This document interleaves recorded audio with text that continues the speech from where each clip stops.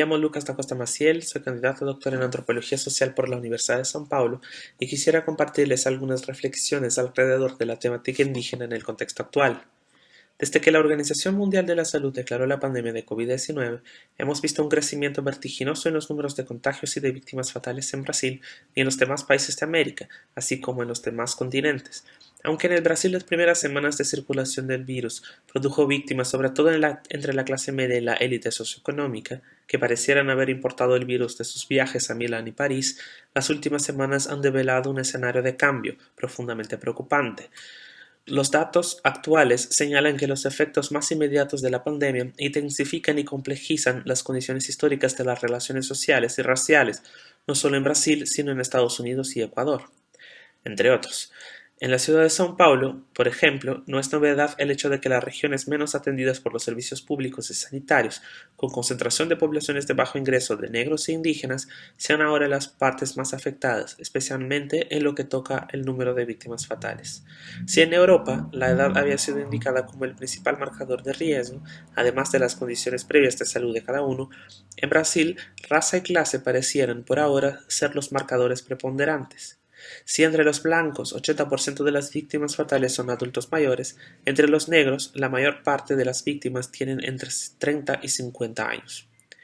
En este contexto, más que inaugurar un nuevo tiempo, una nueva normalidad, como han estado diciendo en las redes sociales aquellos que ahora se aíslan en sus casas, la pandemia hace más visibles las ya estructurales condiciones de disparidad que organizan las relaciones raciales y de clase y entre ciudad, campo y aldea en la región latinoamericana. Al mismo tiempo, hemos visto una duplicación de denuncias de actos de violencia en contra de mujeres durante las últimas semanas del aislamiento social. Aunque de hecho las condiciones han sido agravadas, machismo, racismo y clasismo institucionales no son ninguna novedad. Si hay un nuevo normal, como quieren algunos, eso pareciera referirse a la percepción de blancos y de la clase media sobre sus contextos actuales de relaciones virtuales y de trabajo remoto.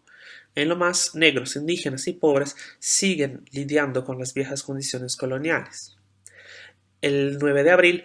la noticia de la muerte y entierro forzado de Albanei Shirishana, joven Yanomam que estaba internado en el Hospital General de Roraima, encendió la alerta en el debate público en Brasil sobre los protocolos de prevención, atención y entierro de posibles víctimas indígenas de la pandemia.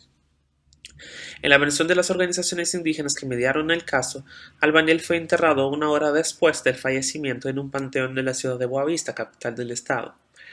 Los padres del joven no fueron consultados ni avisados sobre el protocolo en caso de muerte. Su cuerpo fue privado del tratamiento funerario adecuado para los muertos de Yanomam, con incalculables implicaciones cosmológicas, tanto para el mismo joven como para sus parientes, lo que de entrada va en contra de los principios de derechos diferenciados de los pueblos indígenas. Se dice que el joven Albanei adquirió el virus de los mineros que ilegalmente actúan en la reserva indígena Yanomam.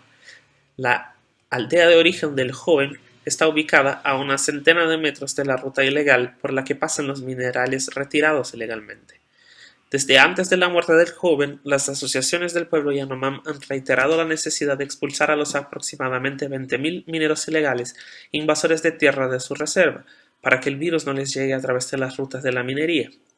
Vale decir que en la reserva viven actualmente cerca de 27.000 personas indígenas. Todo lo anterior sucedió además mientras la Secretaría de Medio Ambiente de Brasil demitía al exdirector del IBAMA, el Instituto Brasileño de Medio Ambiente y de los Recursos Naturales Renovables, actualmente el responsable por salvaguardar las áreas de protección ambiental,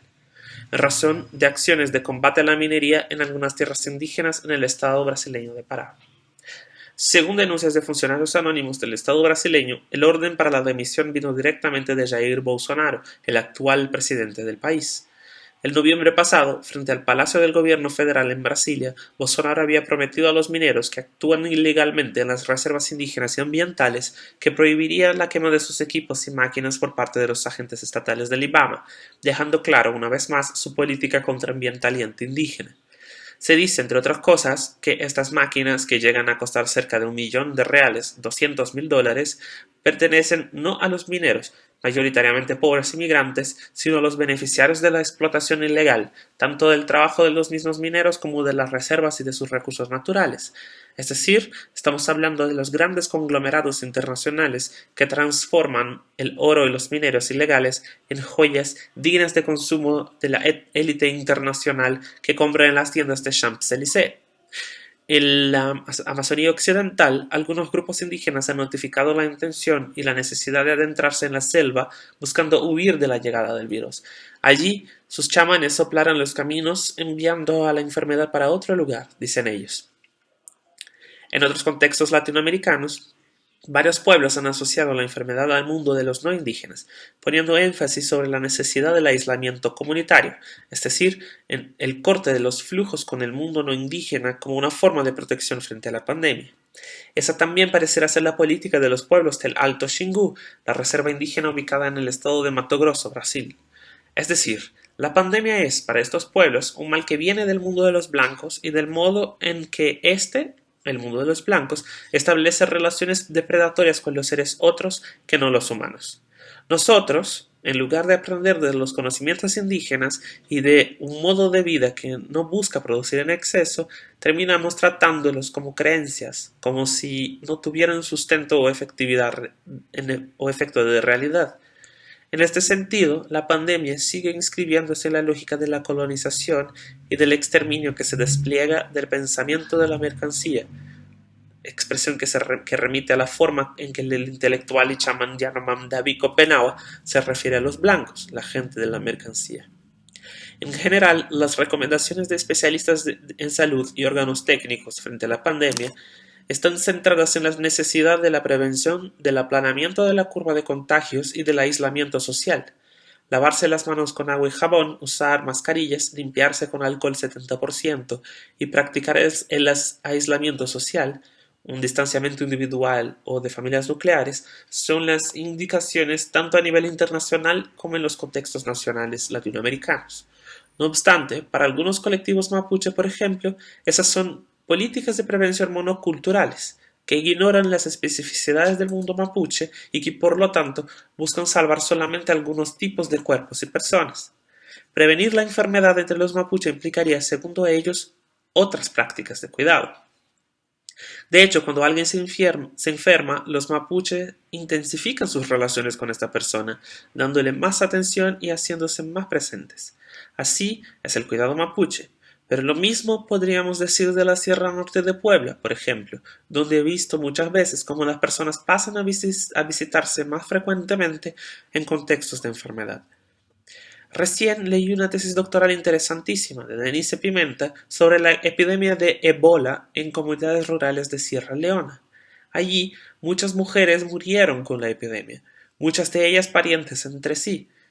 hermanas, primas y comadres. Según Denise, eso pasó porque esas mujeres terminaron contagiando unas a otras, no por descuido, por incomprensión de las prácticas médicas de prevención, sino porque allí en Sierra Leona, más que vectores de enfermedad, esas mujeres que circulan son vectores de cuidado. Sin la circulación de esas mujeres no hay tratamiento y sin este, cuenta Denise, el número de víctimas de Ebola sería todavía más elevado. Es decir, aislarse no podría ser en el contexto de Sierra Leona la respuesta de esas personas a la epidemia. Hay aquí otra lógica en cuestión, que involucra condiciones sociales y prácticas culturales diferentes, además de formas de prestación de cuidado de salud que no es institucionalizada como aquella que de pronto imaginamos. Estamos hablando de contextos en que cuidado y salud no se dan por el intermedio predominante de enfermeras y hospitales asociados al servicio público.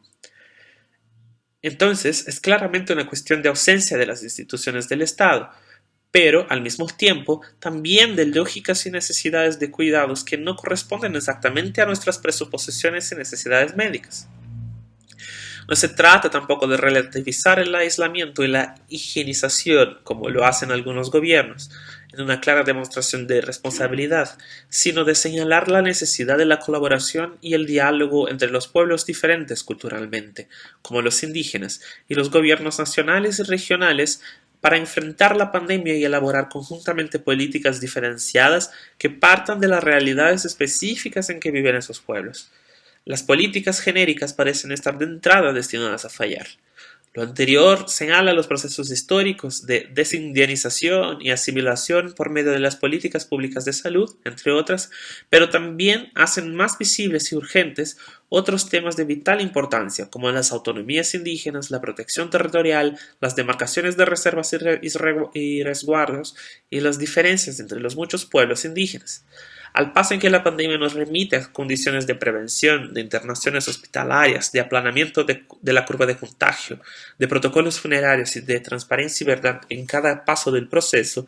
también genera nuevos interrogantes sobre viejas problemáticas, como la deuda histórica de tierra de los estados nacionales frente a los pueblos indígenas y las condiciones y la relevancia de sus derechos diferenciales, sea para los que viven en las ciudades, sea para los que viven en el campo y en las reservas o resguardos. Entonces, estamos hablando sobre la cualificación de modos de vida, de las muchas muertes posibles y del modo en que los estados nacionales hacen que unos cuerpos sean salvables y otros no, o todavía que algunas personas pasen por el duelo mientras otras no. Hay entonces muchos niveles de interrogantes y muchos retos que enfrentar en lo tocante a las cuestiones indígenas en el contexto de la pandemia de COVID-19. Entonces, quisiera agradecer a la doctora Sandra Canetti por la posibilidad de compartir y envío mis mejores deseos de salud a todos ustedes.